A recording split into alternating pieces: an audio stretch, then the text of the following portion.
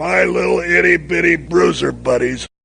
Your idea of good TV? I like, the monster truck racing. I like that. On ESPN, yes. yeah. Car crushers, that kind of stuff. I could watch that hour upon hour. Wrestling, perhaps? Wrestling? Exactly. I love wrestling. Body the Brain Heenan and Gorilla Monsoon with an in-depth analysis? Body the Brain Heenan is from Indianapolis, Indiana, my home city. Yeah. And Bobby was involved in wrestling in Indianapolis. He was in the era of Dick the Bruiser, who in the Midwest you couldn't get a better-known wrestler than Dick the Bruiser. True. You knew him, I guess, from St. Missouri. Louis. Yeah. Yep.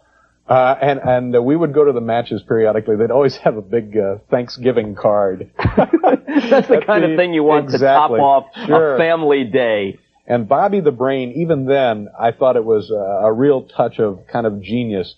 I mean, he was from Indianapolis. Dick the Bruiser, I think, was from Indianapolis, but always was introduced as from Reno, Nevada, the world's most dangerous wrestler. And I thought, geez, I wish I could be known as the world's most dangerous anything. And by the way, how do you prove that, But Bobby the Brain Heenan, who was not Bobby the Brain in those days, was actually a wrestler, a little puny guy that he is. And he always had himself introduced as being from Beverly Hills. And the wrestling crowd on Thanksgiving night, I mean, you couldn't have said anything more irritating to these people than to have this little weasel, this little bleached blonde geek coming into the ring as having been from Beverly Hills and all that would possibly suggest. And I thought in those days I predicted big things for Bobby. Big deal. And what a talent scout you turned out to be. The Midwest supporting, bruiser loving, positivity spreading, world's most dangerous podcast. Join former pro wrestler and promoter Dave Dynasty as he supports and promotes Midwest pro wrestling. Keep on growing with the Midwest Express. This is the Dave Dynasty Show. And greetings and welcome to the Dave Dynasty Show. I am your host, Dave Dynasty. This is a very, very special tribute episode in honor of what would be Dick the Bruiser's birthday. It is June 27th, 2018. That is the Bruiser's birthday. And we thought we should celebrate, right? As you saw at the top, here there at the top of the show, a little audio from David Letterman on the Bob Costas Show. And you get a feel there, because Letterman is a fellow Hoosier, like myself, like Dick the Bruiser. And you get a feel with someone who is that huge a star, right? I'm talking about David Letterman at this moment. And what he was then, and you hear how important Dick the Bruiser was to the area, right? To the Midwest. And I would very, very strongly make the argument how important he is to professional wrestling as a whole. So I think it's important that we do things like this to honor him and to remember him, because in my personal opinion, and I'm not an insider into the family business, but there seems to be some turmoil there within the Affles family, and maybe just a lot of people just not wanting to associate anymore with professional wrestling. And I think that's hurting Dick the Bruiser's legacy. I think there's lots that can be done with Dick the Bruiser to help remember and honor him. And I just don't think that's happening. So it's up to us as fans to help remember, help spread the word, help honor them. And I hope we're doing a little bit of that today with this episode. We've got some great stuff. We've got some audio from Dick the Bruiser that we're going to play. I'll introduce those clips as we go. And we talked to a couple people who knew Dick the Bruiser, who worked with Dick the Bruiser, who were related to Dick the Bruiser, and who were looking at it as a fan and historian. So some great interviews that we will have here on the show today. And we're going to start here. First, we have some audio from 1965. Dick the Bruiser cutting a promo for an upcoming match in Louisville, Kentucky. Just, a couple hours, maybe not even that. Yeah, actually a couple hours south of Indianapolis. Used to be a stronghold for Dick the Bruiser, Wilbur Snyder, and WWA. They kind of let that go by the wayside later in the years when they kind of honed down their promoting range. But here you hear, a promo for an upcoming Louisville, Kentucky match. Following that, we will go straight into some audio with a guy who worked for Bruiser for many, many years. From all through the 80s, all the way up through Bruiser Bedlam. working with him and Dr. Jerry Graham Jr. A great, great talent. To me, one of the standout talents of that era in this area. He worked all over the world. But like I said, he worked and was very loyal to Dick the Bruiser. But you're going to hear some audio there, an interview that Ike Isaacs conducted with El Bracero. But first, here's that promo from Dick the Bruiser, 1965, for Louisville, Kentucky. The Assassins will meet Moose Cholak and Dick the Bruiser. And that is an exceptional main event in itself. Also on the card, Huey Long versus Bobby Manigoff, and Bozo Browns takes on young Tom Jones from Chicago, Illinois. The big match to talk about, of course, is the main event, the Assassins versus Cholak and Bruiser. And we have the world's most dangerous wrestler with us here in the studio, an opportunity to talk just a bit with him and find out how he feels about teaming with this giant, a real gargantuan, 330-pound, the Golden Moose Cholak. If you would, after you've primped yourself up... Itching the nose, you half-wet. You weigh about 255, Dick, and Cholak weighs 330. That's 585 pounds against these world's champions. If you would stop trying to be a Smith Corrina typewriter and adding machine, I'll tell you just why I'm here and what I'm doing. The first place, promoter Willie Davis has assured me that Kaniski is not going to wrestle in a single match anymore until the Kentucky Commission and he being the promoter and the Worldwide Wrestling Association Alliance, they get together and decide when that Kaniski will meet me for a rematch of our bout. As you know that those three birds, the Assassins and Captain Willie, pulled my leg, and everyone saw it except the referee, and he lit on top of me. Well, when I meet them next Tuesday, I'm going to have Cholak along, and Cholak's only job is to get Captain Willie and sit on him. And I'll take care of those assassins because that's what I'm getting back at. I'm going to get those bums. That's why I'm wearing my Poison Pete uniform here. I'm going to wear it from now on until I rack those assassins up, and especially Captain Willie. That goof, I brought him from a little junior-sized whiskey bottle up to what he is now, and then he and his assassins pulled my leg when the referee didn't see it. Well, good old promoter Willie Davis saw it, the Kentucky Commission saw it, and they're going to see that Kaniski meets no one but me. That's next Tuesday, November 30th, ladies and gentlemen, main event. Make sure you're there. More wrestling coming up in just a moment. All right, we are now joined by El Bracero, retired pro wrestler who has competed all over the world and was a star in the Midwest for many years. How are you, Bracero? I'm pretty good. Damn, that's what we like to hear. All right, so as always, here's a good first question for you for the birthday special for Dick the Bruiser. How did you meet Dick the Bruiser? I met it over here in Indianapolis, but I come on April 10, 1972. And a friend of mine introduced me with him. Remember him, Gilbert Guerrero, who was the Bruiser too. And he introduced me with because he was a wrestler too.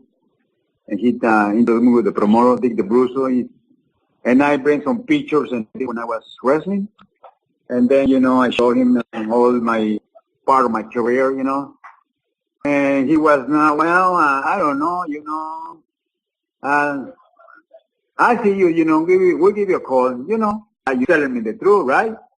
There's nothing for me right there, and then they call me and say, hey, you're supposed to go to Detroit, Michigan. Okay. And that's when I got my first match in Detroit, Michigan. And from there, he checked my hand, he hired me for 2 years. That's so bad. Well, they got me for out of the ring and waiting for me in the dressing room, and congratulations, Jose, blah, blah, blah, good job. And then I was hired for the next 30 years. So that was good. That's not too bad, Well, over here I was feeling like I was at home. I was pretty safety over here, like more comfortable, In another places I was hitting the road and that's, got the harder, this and that, Over here, was my home. And when I was traveling, I had to, something different. Right. So not only is that how you met him, that's also how you got to meet him and how you got to work for him and how all that kind of started. And you were unique because you had traveled and wrestled other places. So you had really had some experience before working for Bruiser. So how working for Bruiser compared to other promotions? Well, I guess the reason I was hiring, they gave me the job because I was doing, so I was unique then, So when I tried part of the United States, they liked it because they never seen that acrobatic things before. I was happy with it was hiring. Everybody was loaning me, hey, I need Bracero in California, I need Bracero in Florida, I need Bracero, because it was only me there while I was doing all the acrobatic style, So, and obviously, because we've had you on here before and we talked about it a little bit. So obviously your style of wrestling also was different from what the time had. It was a little more athletic, more acrobatic. So what was it like bringing that new talent to Bruiser and working for him? Oh, no, it's about it because nobody seen before, Nobody see that type of wrestling over here. I do my acrobatic things, people don't see it before. Even was one guy, he said, you drop kick, he was in the gym, he said, can you drop kick me here in my chest? Yes, I can do it. He was like a 6'6". Maybe you remember, his name was Frank Adonis. He was a wrestler, you hit me here in my chest, and I jump and I hit it right in the front head. It was not the chest, it was the front head. He never thought I can jump and hit him in his chest. And I hit it right in his front head with my feet. A drop kick. And like I mentioned, I mean, you obviously that kind of style is very prevalent now, but it was prevalent then. Do you think that Bruiser was hesitant to accept that change, or hesitant to allow that type of wrestling to be in his promotion? And it was accepted, like I said, it was something different, all the promoters all over, they like it, to show something different, We was like, we was in the deal like it was only one Andre the Giant, right? Only one Giant, and was only one Bracero. You know what I mean? That idea was then, so. But I was happy, was making money, traveling, enjoy life, pretty much, yeah. Oh, absolutely. And then I guess kind of another question on how, Bruiser was. How close a relationship would you say that you had with Bruiser? So obviously, as we've kind of talked before, you were very unique when you came into the business, and and like you said, he's always been kind of, from what I've heard, he's always been happy to have some of that uniqueness. So how close would you say to him? I was pretty close. He was a real nice man. I look at in the interviews the way he was talking, but actually he was a nice man. I went a lot of times to his house.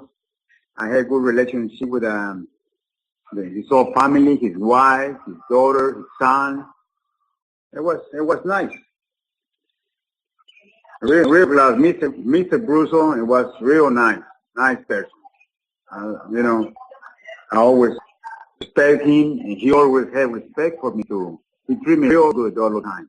So I think that's a pretty common thing I hear from most people, is that, he always was a pretty, a fair guy. He gave what was due, and, like you said, he seemed pretty nice to most, and I've obviously heard some stories where he roughs people up, but, for the most part, he was nice, right? There was all kinds of people there, All depends how you behave. You know what I mean? He was mean. A lot of guys. I don't want to mention names. A lot of guys come drunk and he fired him right there. Hey, adios. I don't blame him. He was real rude because you're an athlete. You're supposed to come, straight to wrestle, to work. A lot of people coming with drugs or whatever, or something like that. He never accepted that. Always you had to be straight. He was a man. I really miss him. And another good thing too is, like we've said, we've kind of talked about how how you got into the business with Bruiser and how you kind of met him, how he kind of received you and took you in, and how you guys are pretty close. But tell us a funny or interesting story or experience you had with Bruiser. Is there anything that comes to mind? Funny story. I started traveling with him One time I remember we were supposed to go to up north, like Elkhart, Indiana, somewhere there. It was snowing. He said, I'll take you there. So he was making fun out of me because he was with a car, one side to another, one up there, And he just laughing. Easy, Jose, easy. Don't worry, Jose. So I was scared, It was funny, man, I said, damn. But anyway, lot of times good experience, traveling, these. But was good. It was good to me. I never complain about it. Well, and like I kind of mentioned before, this is obviously for, kind of the birthday episode for Dick the Bruiser. So I definitely want to thank you for coming on here and just giving us a little bit to kind of work with in terms of, remembering him and giving him a good birthday in this case. But definitely really appreciate you coming on today, El Bracero, and getting to talk to us a little bit about Bruiser and about your relationship with him. Oh, it was my pleasure. I like him very much. All right. Thank you to El Bracero for coming on, sharing his memories of Dick the Bruiser. As you can see, workers were very, very loyal, very dedicated to Dick the Bruiser. I know there are stories out there that Bruiser's payoffs weren't as good as some places, that Bruiser, continually put himself and his peers from his era on top and didn't promote the younger talent. But it was still a lot of stability there. Working a territory like Indianapolis, where guys could really have a home life and so on. And I think that and Bruiser was loyal, right? He was loyal to the guys, and I think in return they were loyal to him. And you see, again, I mean, like myself, I grew up in Indiana. I've lived in Indiana my entire life. Everybody has a Dick the Bruiser story here, right? Everybody remembers either meeting him or meeting someone in his family or him coming into their place of work or their business or seeing Bruiser at a match or seeing Bruiser on TV. Everybody has that story around here. He is huge. Even to this day, all these years after his passing, and like I said, the fact that there's really not much done to keep him in the public eye from the family or from the business, he still has this huge, huge following around here. He is so very important to the Midwest, to Indiana, and like I said, to professional wrestling. And thanks to El Bracero for sharing those memories with us that he had working for Bruiser all those years. Very cool to see that perspective. And now we got some more audio from Dick the Bruiser. This is some audio from Detroit, Michigan in 1972 on the Lou Gordon Show. Obviously, Bruiser was a big star in Detroit as well, working with and against the Sheik and in competition to the Sheik in the wars. But this is from the Lou Gordon Show in Detroit. A little interview that Dick did with Gordon for his show. And we're going to follow that up by talking to Tim Tassler from Fort Wayne, Indiana, a longtime fan and historian who had a very cool encounter with Bruiser, but grew up watching Bruiser and in Fort Wayne, Indiana. So here we go. Here's that audio. Dick the Bruiser on the Lou Gordon Show. World heavyweight wrestling champion, United States heavyweight champion, a professional wrestler for 15 years. Dick, what size shirt do you wear around the neck? Well, I usually don't wear my shirts around the neck. I put them on through the armpits, and I button them. But today my tailor's cleaning the one shirt I came to Detroit with after a fight last night. So I have to wear my bod shirt, but I wear a 21-inch collar, if that's what you're... 21-inch collar. And right. What size suit do you wear across the I wear 56. 56? Not stout or port, but a regular... 56 regular. And how much do you weigh? 255 pounds. And how do you stay in shape? By chasing girls and drinking beer. That's a good way. What is your deal? Are you married? 4 times. Are you married now? 4 times, yeah. Yeah. What does your wife say about the way you stay in shape? Well, I don't chase girls when my wife's around. I see. That's just a little private matter. Well, it's not too private now, is it? No. You played professional football for the Green Bay Packers, didn't you? Green Bay Packers, yes, sir. What did you play? What did I play? Yeah, what position? I played guard and tackle. How did you go into wrestling? Well, I used to wrestle at University of Purdue before I played professional football. And then I guess all amateur wrestlers always think of wrestling as a career. And I was large enough and I had a lot of promoters around the country that offered me a sum. And I just, off-season from professional football, I went into professional wrestling. A Life magazine article on April 7th carried an article on the rebirth of Wrestling, which stated that the suspicion that wrestling matches are fixed, if not in fact choreographed. And it says it has never daunted the true wrestling fan. And the article continues, and I quote, "The fan clearly recognizes the difference between professionals and amateurs in the sport. The amateurs, mostly members of high school and college teams, are known for their strength, integrity, keen understanding of the rules, and polite willingness to disengage cleanly at the referee's request. For the pros, there are other requirements: showmanship, garish costumes, a wide range of grimaces, and a willingness to be gouged, kneed, bitten, and kicked." Isn't professional wrestling really showbiz?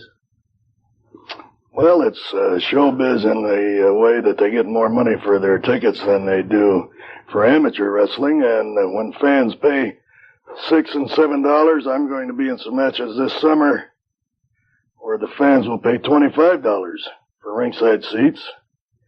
I think the fans deserve a little more than just laying on the mat and trying to subdue your opponent in 1 minute on a mat with no action. So being one of the largest draws, or probably the largest draw in the country. You are? Wrestling-wise, that's right. You really are the top dog, There's none that are make more money than I do. And there's only two ways, and this will answer a lot of questions. There's only two ways for a wrestler, or there's only two ways for a commentator like yourself. There's only two ways for anybody with responsibility to demand money, and that's to be a winner and to have some showmanship. And wrestling is just like any other sport or any other business. It depends on the person. I can't say that wrestling matches haven't been fixed, but for me to lose a wrestling match, they would have to fix it, and I don't lose. I might be suspended by state commissions. I might be jailed by police. I might, a lot of things happen in that respect, but nobody will beat me. And that's why I have come to demand a high salary, and I get a percentage of gates wherever I go, and I'm in so demand that I'm booked way ahead of time. In other words, you never lose a match? Is that what you're telling me? I don't get pinned. You've never lost a match? Why aren't you the champion now, then? Because, well, I was the champion up to about 4 months ago, and the commission took the championship away from me. Why did they do that? Under a technicality. Well, I didn't win it in a 3-fall match. A 1 hour, I won it in a 1 fall. But you've lost matches, haven't you? Just by being suspended or roughness, that's all. But you've never actually been pinned by anybody? Not pinned, no. And you're... Several times I've gone out of the ring, like on this head, as pretty as it might be. Your head? That's right. It's really kind of pretty. I think Does so, girls too. tell you that, too? Even some boys. No kidding. Right. But we won't Are there gay boys in wrestling? No, not that I know. Well, they last maybe one day. What happens to them? Well, they're like gay jockeys, you know. They just keep running, on the horses. So anyway, Lou, you take my face and my head. I've lost. I can't say I've never lost. I've never lost on a pin, but I have flowing through the ropes and lit on chairs. I've been stabbed, shot. Shot? And, who shot you? Well, fans and wrestlers will, they'll go to all means to win, some of them. You take Life magazine. 7 or 8 years ago, I was in Life magazine for creating the largest riot in the old Madison Square Garden. I wish I had been informed that you'd have been quoting from Life, because I would have brought the article. And it shows yours truly there at the New York State Athletic Commission court, and I was fined $1,500.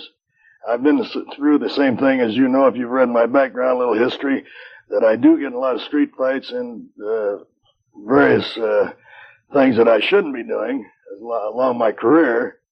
You don't get paid for those street fights, do you? No, all I do is spend money. But back to the Madison Square Garden, the old Madison Square Garden,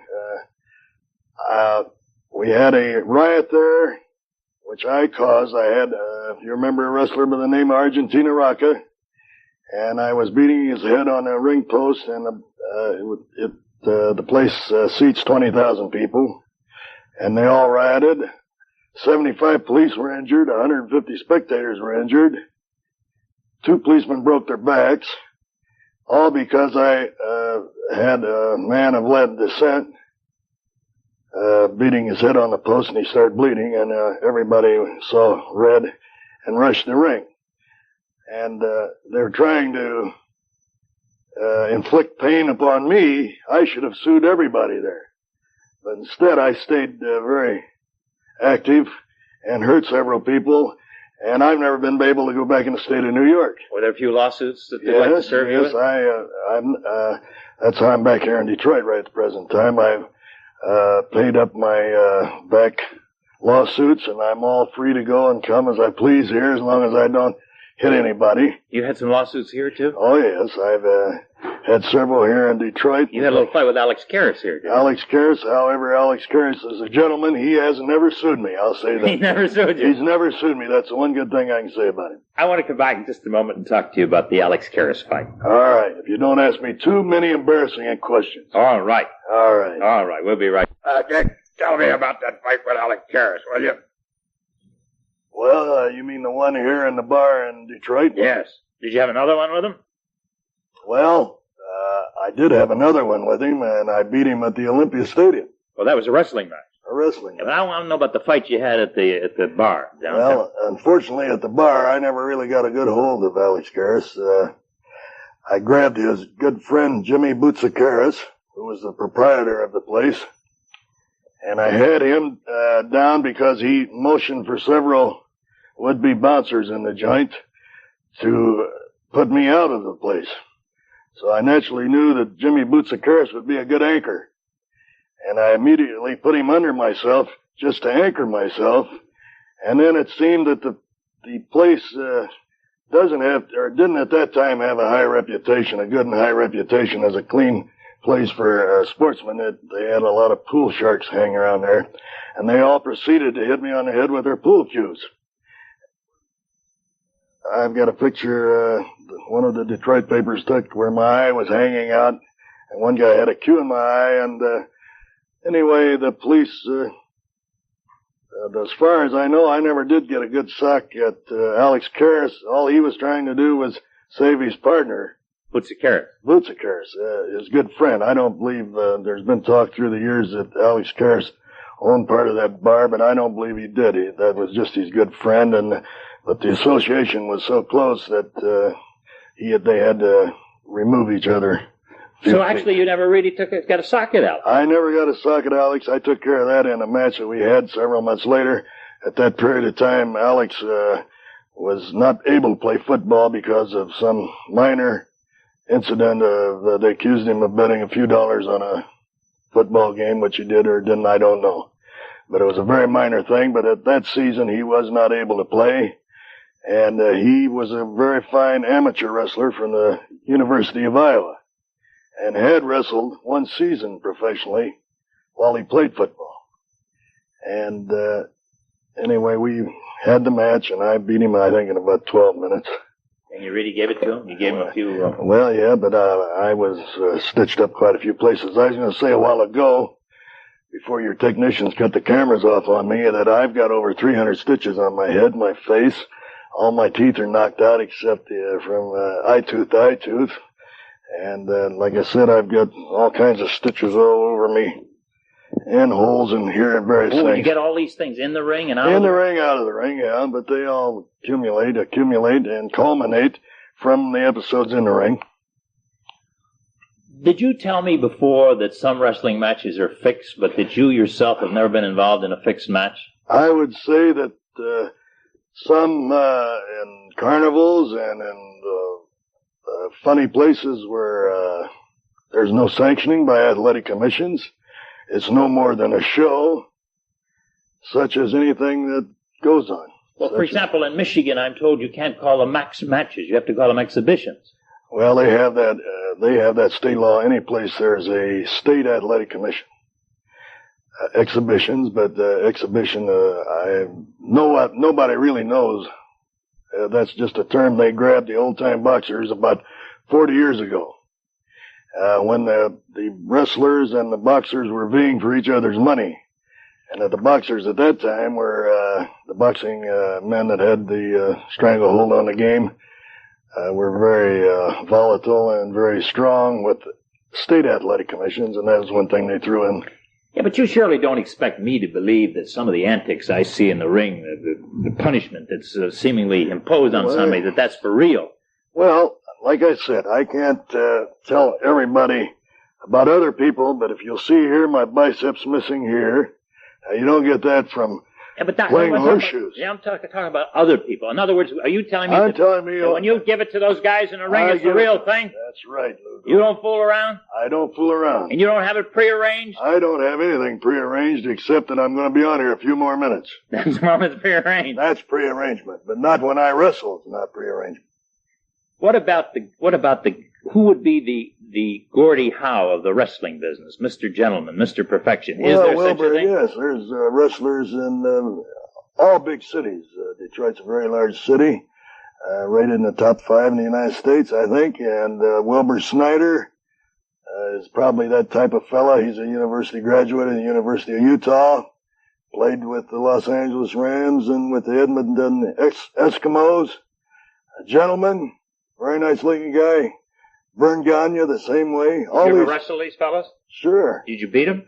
I beat them all. But now they're all my friends. I haven't wrestled either one for several years. Professional wrestlers are usually classified as the good and the pure, or the mean and the ugly. And you've been labeled one of the bad guys. Yet you win all the time. Aren't the good guys supposed to win? I'm a good, bad, pure, ugly son of a gun.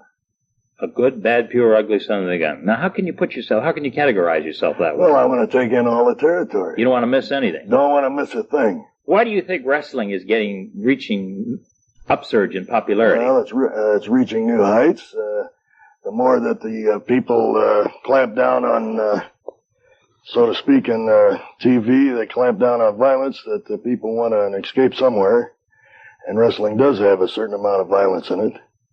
And all people love violence, no matter how you try to keep it from them. How old are you? How old am I? Yeah. If you'll tell your age, I'll tell mine. Well, my age is a matter of record. It is? Yeah. I've got a record too, but I'm not going to give it to you. Well, let's see. You've been out of school. All right. This guy's trying to get my record, Charlie. You have any message you want to leave here for Alex Karras? No, I think Alex Karras is a fine gentleman, and he's a fine guy. He's never cost me a dime. It's 2 city policemen. I broke one of these fellas' arms, and I think I can say it safely. I kicked the other one in the groin, inflicting a serious injury upon him, which he's never been able to have a full life since then. And each one of these men cost me approximately $35,000 apiece.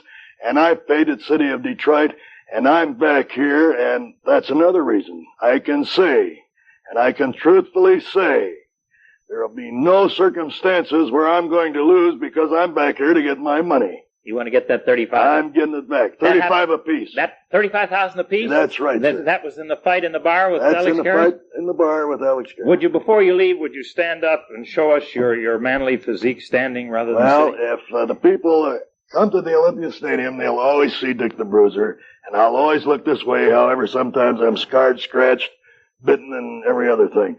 I'm glad to see you.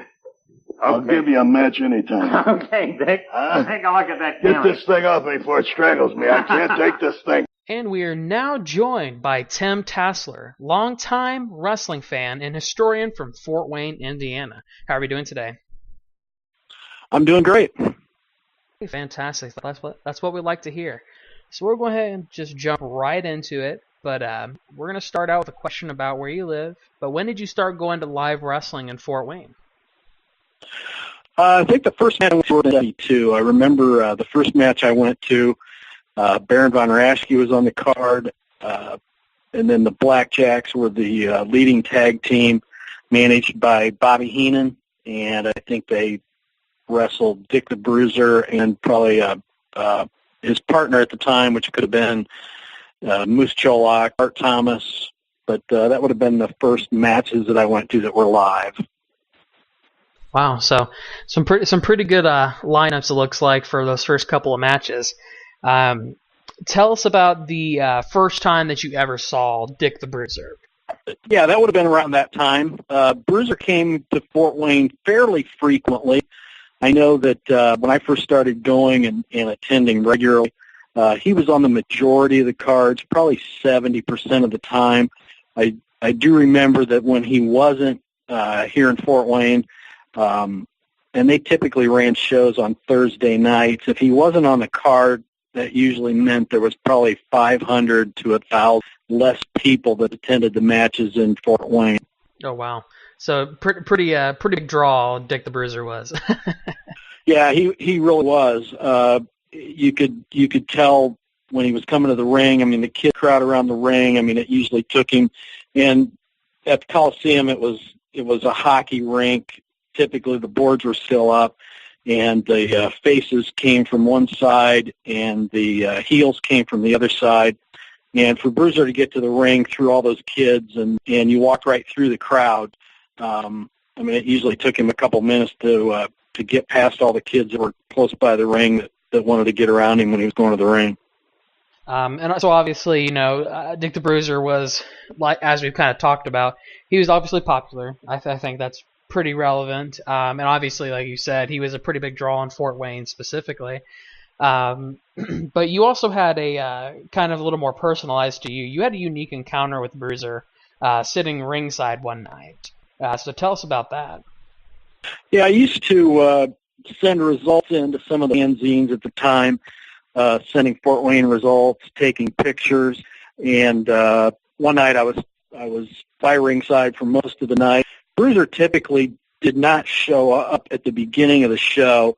He would come in, and the only reason I knew this because I would go out into the kind of the lobby periodically, and he would always get there a couple of matches into the card in Fort Wayne, and usually it was around the semi-main event is when he would show up because typically he was in the main event. But one night I was taking pictures up by ringside, and I got a tap on the shoulder from one of the attendants, and he said, "Can you follow me back to the dressing room?" So I followed him, and in Fort Wayne you went under the upper arena into a tunnel, and then the dressing rooms were to the left there, and Bruiser met me at the door and had asked me about my pictures. Why was I taking pictures? Who were they for? Am I selling any of them? And to which I responded, no. And I said, I'm just a fan. I'm in a photography class in school.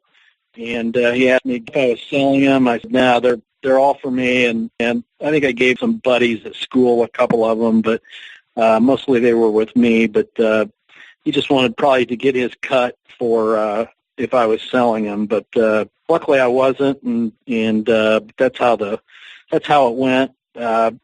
He said, okay, and I turned around and walked back to the ring and kind of went back to taking pictures. So, yeah, it was kind of interesting. But as I went on and got to know a couple of the guys I knew, had met Scott Romer down in Indy and David McLean, and once I figured out that they were working for Bruiser and his photographer, so I assumed that he was getting a cut of that, so that made sense of why he was asking me what I was doing with my pictures.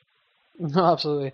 Yeah, I was actually going to say, I've talked to Scott Romer a handful of times, and he said something very similar, something to the effect of, yeah, I was taking pictures, and when he was younger, and because he liked taking pictures, and Bruiser did the exact same thing, was like, hey, what you doing? Yeah.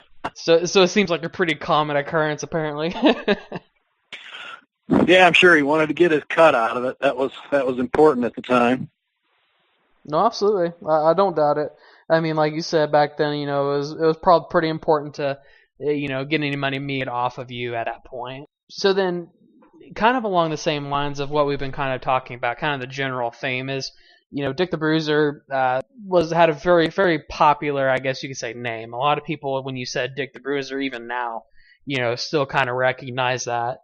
But in your opinion, why do you think Dick the Bruiser is so important to the history of pro wrestling? Well, I mean, he was the guy that everybody wanted to follow. I mean, even in his heel days, I mean, he was a popular heel. I know here in Fort Wayne, I've looked back, and when he first came, and I think his first match here in Fort Wayne, I'd have to look, but it was probably the late 50s, early 60s. But he drew huge crowds back then when he was a heel. So, but then he he was a local guy. Everybody knew he was from Indiana, so I think there was a big attraction to that.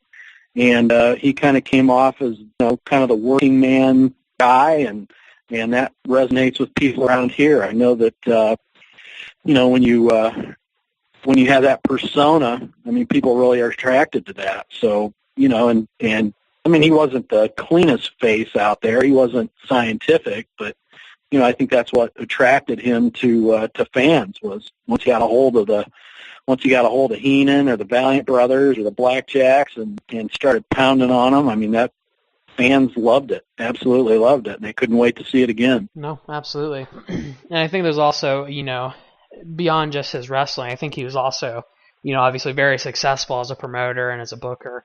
And I think that, also kind of attributes to that, his kind of, I guess you could say his footprint on wrestling.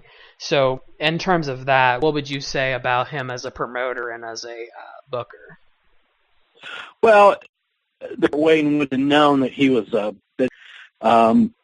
through the years, a local guy here by the name of Phil Olafson, and he was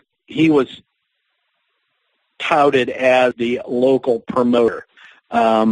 Sam would mention his name periodically on TV.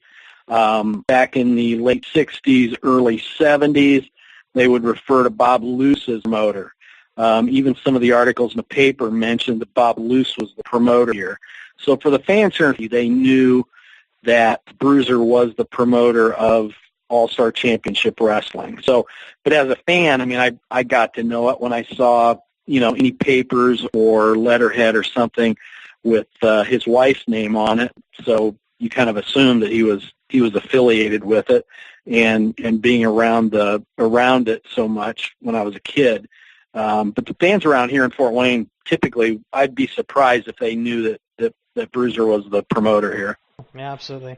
And that's kind of the feeling I got from, a lot of the people who, I talked to here and there, especially guys who used to work with them outside of just like Columbus and where he was kind of located. They were like, well, unless you were like in his inner circle, you didn't really know that what was really going on, the dealings, Right. Yeah. Either that or if you worked for him for a long time, of course.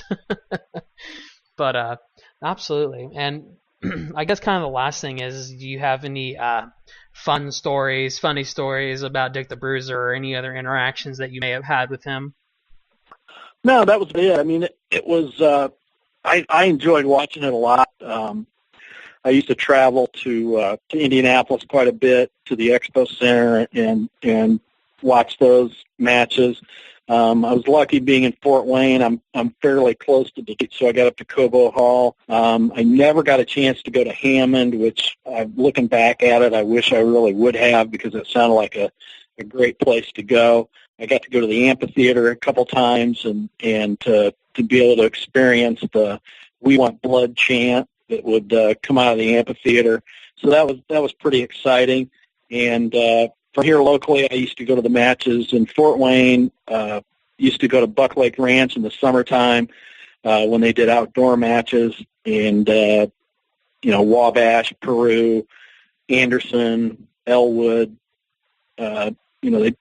They had quite a circuit around up here, so I was exposed to quite a bit of it. So, but yeah, it was a lot of fun, and it was pretty enjoyable. I just wished I would have kept all grams and pictures that I took, and looking back at it. But that's the way it goes, and luckily there's some of that stuff still out there. No, absolutely. Well, Tim, I really want to thank you for taking the time today just to kind of chat with us and give us a little insight on, the days with Bruiser and some of your experiences and, kind of your insight on who he was and as a wrestler and a promoter. So really appreciate you taking the time today to speak with us. Hey, I appreciate it too. I did a couple interviews with the guys for the Bruiser book for Richard, and one of the things that I really found that I was a little surprised with, that the guys that I did interview, they were very loyal to Bruiser. They were they weren't real forthcoming about anything that they didn't like. They just said that they would have ran through a brick wall for him, and I found that to be kind of surprising, but not really, because you see the guy who was very he was very good to the community. He gave a lot of his time, a lot of his money to causes, and you can certainly understand why these guys would be so loyal to him and would just really hold him in high esteem. So always came across as a good guy and somebody that's good for the community. No, absolutely. And I would definitely agree with that assessment. I feel like a lot of people I've talked to who worked with them closely would probably say the same thing, that they would probably, jump off a bridge if Bruiser said, let's go. But, right, exactly. Yep. Absolutely. Well, definitely, and like the Bruiser book as well, I've heard some stories from Dave about all of that in some of the interviews. So, definitely it's really interesting getting to talk to these guys. And, I'm a little younger, so I didn't really get to live through the Bruiser era. I was born after that. So it's nice getting to basically live vicariously through all these guys about those days, basically. Yeah, look back at it, it's fun. I mean, you don't know what you're experiencing when we were going through it, but then now that you look back at it, you think, man, that was really some awesome times. Thank you to Tim for coming on, sharing his memories, sharing his encounter with Bruiser as a young ringside fan, taking photographs, sending in results to the newsletters. And I think he echoes all of our sentiments when he says, no matter what it is, whether it's professional wrestling, Dick the Bruiser, whatever it is, sometimes you don't realize how cool things are and how much they mean to you while you're going on until years later, right? That's the reflection and hindsight is always that way, right? You always remember them, maybe even rosier than what they are, but that's the way it is. And I think that's kind of the way it is with wrestling a lot. People are very loyal to what they grew up with and what they watched. And especially us here in the Midwest with Dick the Bruiser. So, and you heard Tim mention the Dick the Bruiser book by Richard Vicek. We actually have a copy of that book that we are going to give away to one lucky listener.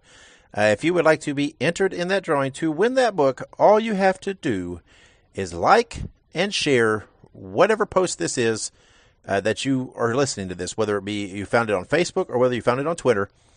Just like it and either share or retweet it. This original post here, the very first one, it will be marked as such. And everybody that does that will be entered in a drawing for a copy of that book. So we're going to go to some audio now. We can't have a show paying honor to Dick the Bruiser and his birthday without, I don't think, having something that involves his longtime partner and friend, the Crusher. So this is from 1975, a promo with the Crusher and Dick the Bruiser talking about right after they lost the AWA tag titles. Follow that up with a talk with Scott Romer, longtime wrestling photographer, former pro wrestling manager, and former Dick the Bruiser son-in-law. It tells a very, very interesting and colorful story about him kind of asking Dick the Bruiser for his daughter's hand in marriage and kind of the trials and tribulations of getting to marry his daughter there. You might want to put the kids to bed for this one. No, it is a colorful story. It is interesting to see Dick the Bruiser approaching something like that in life. So here we go now. Bruiser and Crusher, 1975, talking about losing the AWA tag titles. Former World Tag Team Champions, the Crusher and the Bruiser. And they've got one thing on their mind, to regain that title. Since we've lost the title, the Crusher and I feel nude. We feel undressed. We can't stand it. We feel like we've lost our coat. We feel that we've lost the greatest thing we ever had, the World's Heavyweight Championship Tag Team belts. Now, we're right here. We're going to get our title back. We're going to get our belts back. We're going to beat the bums that stole our belts. We're going to get anybody that's in our way. We're not going to rest until we get our championship belts back. Come in here, Crusher, and show them. That's right. When me and Bruiser were champions, we were on Waikiki Beach watching the dollies in the bikini suits walk by on the Waikiki Beach. Well, we haven't taken a vacation since then. We've been in the saloons fighting. We've been in the alleys fighting. And we're not going to stop fighting until we get them belts back. We don't care where it is, whether it is in the alley, in a saloon, any place we catch them bums. We send the one bum to the hospital when they won that title. We're going to send them all to the hospital. I've never been so mad in my life, and I know you ain't either, Bruiser. Even the beer's starting to taste bitter. It's starting to taste warm, and it's going to be a warm day. It's going to be a cold day. We're going to fight each other if we have to. but we're going to win our championships back sooner or later, and it better be sooner. So anybody that's in our way, we're going to... All right, brother, I got to have something. I'm mad we got to fight somebody. If we don't fight them, we got to fight each other. We'll fight the frauds. We'll fight everybody. But let's fight. Sissy shirt on anyway. Yes, Take that shirt. Take that shirt. I'll tell you what now. Don't tell me. Hey, right in there. Smoke, the Crusher and the Bruiser, they are determined. And now we're joined by Scott Romer, formerly known as Salt Creechman and noted photographer and former wrestling manager. How are we doing tonight, Scott? I'm doing wonderful. It's a pleasure to be on your... It's a pleasure and honor to have you back on here. I know we've had you on here one time before, so I'm very happy to have you back. But we'll go ahead and just jump right into it. So first question for you, how did you meet Dick the Bruiser? You know, the first thing I ever saw on TV that I could understand was wrestling. As a little kid, a lot, I was rambunctious. And when I turned the station on, when I was old enough to turn the TV on, wrestling came on Channel 4. It wasn't a real clear picture, but I could see what was going on. And during the interviews, the rest would yell at each other and talk about what they're going to do when they're going to smack you and this and that. Saying that to each other, kind of fascinating. And I had an uncle. Uncle Jaime was his name. He was the manager of Dick the Bruiser's tavern on 21st and Meridian called the Harem House. And Uncle Jaime got me tickets when I was in grade school, about fourth grade, I guess.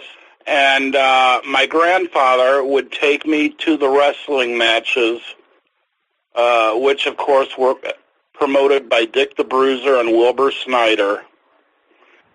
And I always was fascinated with pictures, so I would bring an Instamatic camera to the wrestling matches and photograph them and sneak up to the room and take pictures. And they really weren't that bad. And you know how you have like friends and not family, but over and over again at the shows, and I started showing them to the fans and selling them at like 12 years old. I think I was even younger than that, at 10 years old. And after a year or two, the head cop, Cecil Madalena of the Indianapolis Police Department, he ran all the police, he ran the security for Dick the Bruiser. At that time they had the Sheriff's Department and the Indianapolis Police Department, but he was the bigwig. He said, Dick the Bruiser wants to see you upstairs now. And he marched me upstairs, and Dick the Bruiser found out I was selling pictures, and I told him I was, and he said, well, from now on I want 20%, and that was my key to getting into all the match ticket anymore. And after the shows, I would pay Dick the Bruiser a percentage of what I would sell my pictures for. And he actually liked me, and I was able at that time to hang around with all the for their paycheck. And I was the last one in line to pay Dick the Bruiser. I was with David McLean, by the way, of and Women of Wrestling, which will be on national syndicated TV in 2019. But David and I were friends growing up, and we were Dick the Bruiser fans, and that was how we got our key to meet Dick the Bruiser. So that's how we met.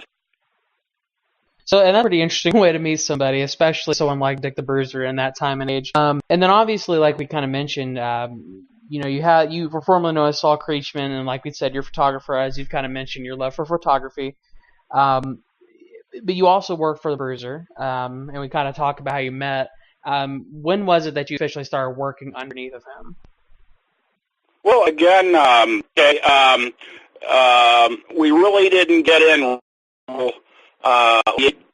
so that was, or I guess accepted by the board when you're in the 8th grade, 14, and yeah, that's how we. Go ahead. No, I was gonna say you were asking how old were you in middle school? Is that right? Yeah, I think. I was actually trying to think. That sounds about right. 13, 14. Right. And it was just an experience that I love to relive over and over in my. Technically, things really haven't changed a whole lot. I'm still a photographer. I still go to wrestling matches, and I still sell my crap. I made a lot more money in these selling my photographs than I do now.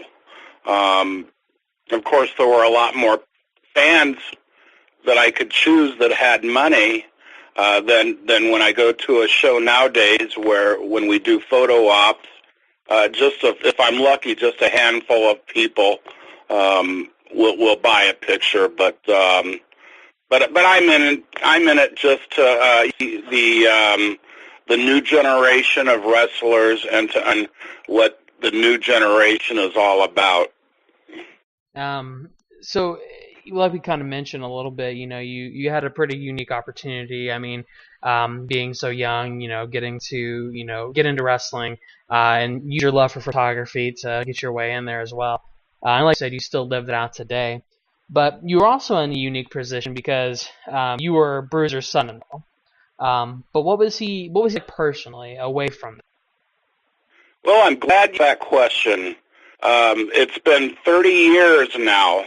30 years that I divorced my Bruiser's daughter. Whatever recollection I have, I will describe it right here on the phone. What was the question again? I'm sorry, Ike. No, you're okay. What was Bruiser like away from the ring in his personal life? My father was a busy man, and he didn't really give me a lot of attention. So Bruiser was like a father to me. He had a son that was rambunctious, got in a lot of trouble, and served a lot of time in jail. And so he, I think in his mind, he missed having a son, a tall son, and do things with, because his son Carl was always locked up. So Dick took me under his wing, and we would go motorcycle riding. We would go out to the state fair. He was the father that I never had.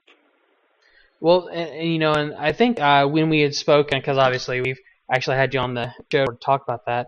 I do very vividly remember that. So, and also, I mean, getting to spend that time with him and being that close to him, I'm sure you had celebrated some birthdays with him. Did he have any special things that he liked to do for his birthdays, or was he just kind of laid back and just went with the flow with his birthdays? Well, not necessarily birthdays, but he was very family orientated and wanted his son with him all the time.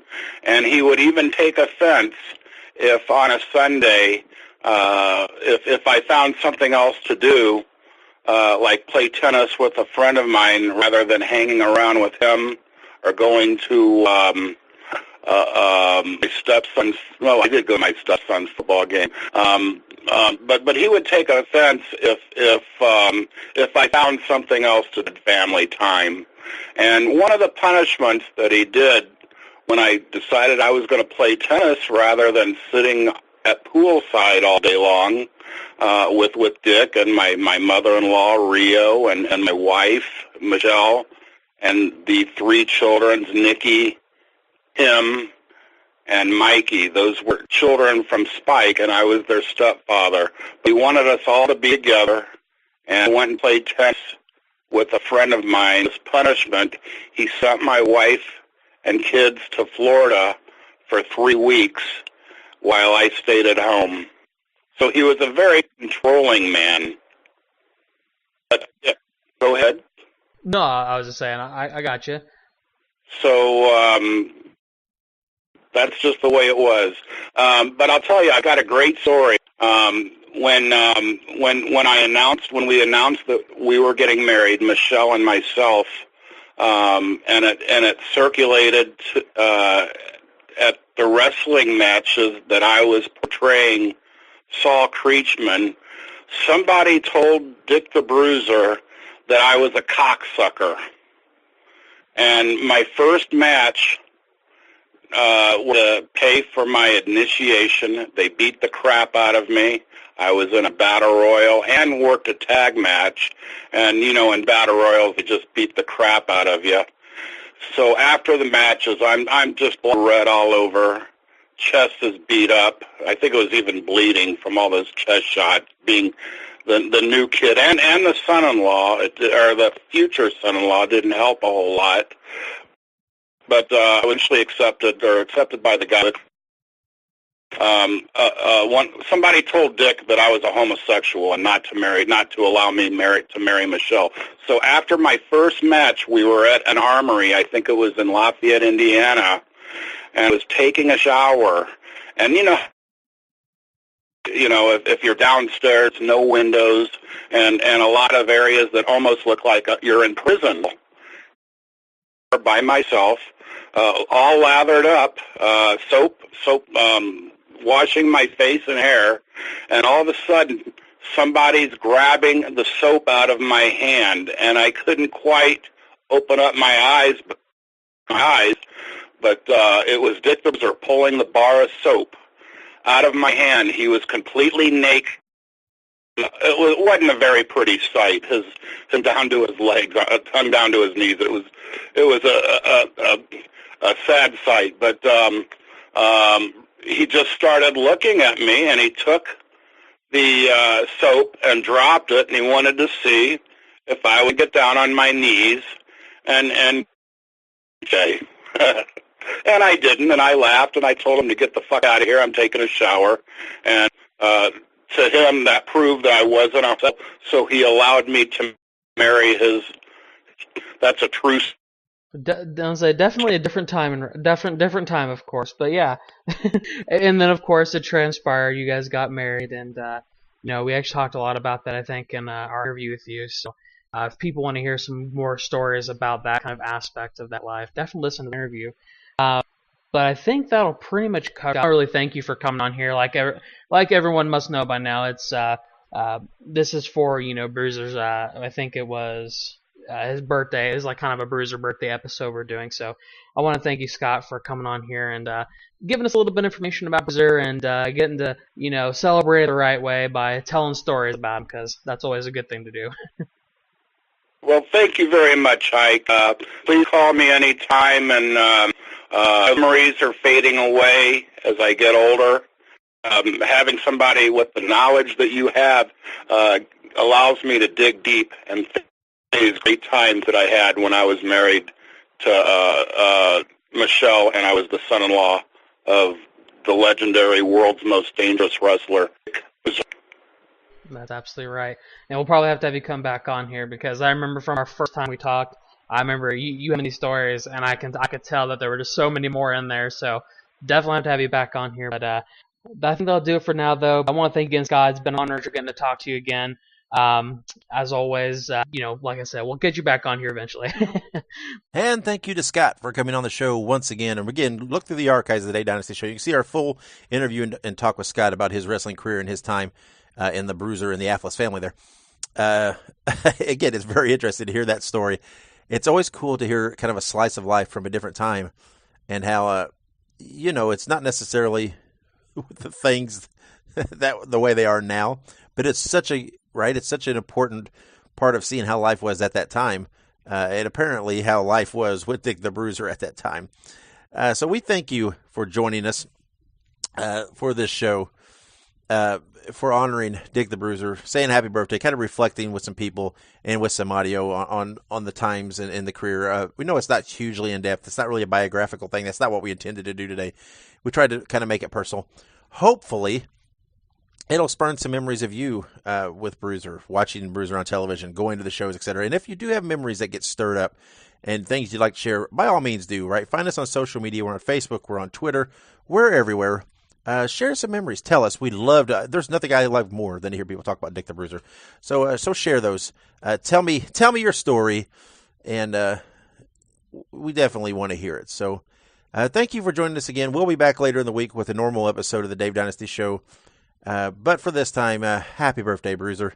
God, the wrestling world misses you. Hopefully we paid a little tribute, paid a little honor to him today, and did him proud. So until next time, ladies and gentlemen, whatever you do in life, be good, be safe, and keep on growing.